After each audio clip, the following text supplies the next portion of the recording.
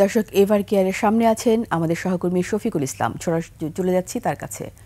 শফিক, আজ রাতের মধ্যে বেগম খালেদা জিয়াকে লন্ডনে নেওয়ার কথা, এই মুহূর্তে সেখানকার পরিস্থিতি বিস্তারিত জানান।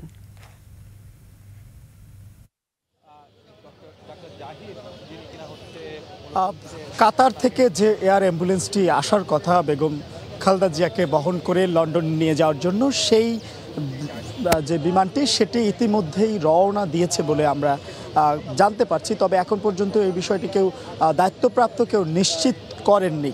এবং আজকে রাতের পরে অর্থাৎ মধ্যরাতের পর সকালের মধ্যে যে কোনো সময় তাকে এই এভার কেয়ার হাসপাতাল থেকে বিমানবন্দরে নেওয়া হতে পারে এবং সেখান থেকেই কাতারের পাঠানো যে এয়ার অ্যাম্বুলেন্সটি সেই এয়ার অ্যাম্বুলেন্সে করে পাঠানো হবে বলে আমরা জানতে পেরেছি।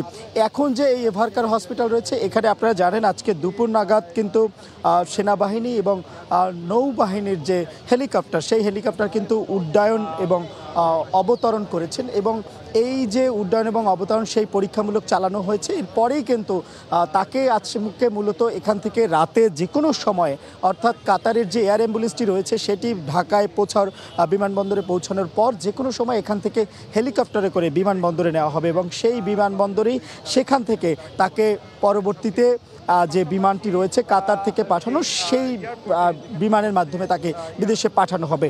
এবং আমাদের কাছে একটি তালিকা রয়েছে, যে তালিকায় মূলত 15 জনের নাম রয়েছে যারা এই বেগম খালেদা জিয়ার সঙ্গে সফরসঙ্গী হবেন। এখানে তার সৈয়দ শর্মিলা রহমান রয়েছেন, তার পুত্রবধূ, এছাড়াও তার ব্যক্তিগত চিকিৎসক AZM জাহিদ হোসেন, এছাড়াও তারেক রহমানের যে অ্যাডভাইজার ডক্টর মোহাম্মদ আমিনুল হক চৌধুরী, এছাড়াও শাহাবুদ্দিন তালুকদার, অর্থাৎ যান তত্ত্বাবধানে বেগম জিয়ার চিকিৎসা চলছে। এছাড়াও দেশি বিদেশি যে চিকিৎসক তারা থাকবেন। মোট অর্থাৎ 15 জনের একটি টিম এখানে যাচ্ছেন। এখানে তার যে নিরাপত্তার দায়িত্বে যারা রয়েছেন তারা যেমন থাকবেন, পাশাপাশি তার সহকারী যারা রয়েছেন তারাও কিন্তু উপস্থিত থাকবেন।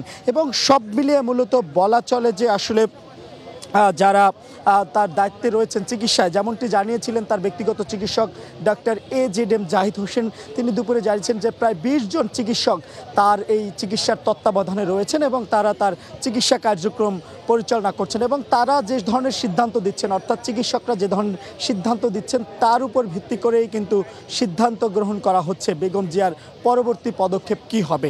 সব মিলিয়ে বলা চলে যে আজ রাতের শেষ ভাগে অথবা সকালের দিকে বেগম খালেদা জিয়াকে কাতার থেকে পাঠানো এয়ার অ্যাম্বুলেন্সে চিকিৎসার জন্য লন্ডনে পাঠানো হতে পারে। এই ছিল আমার কাছে এভার কেয়ারের সামনে থেকে সর্বশেষ। রিতা। শফিক, আপনাকে অসংখ্য ধন্যবাদ।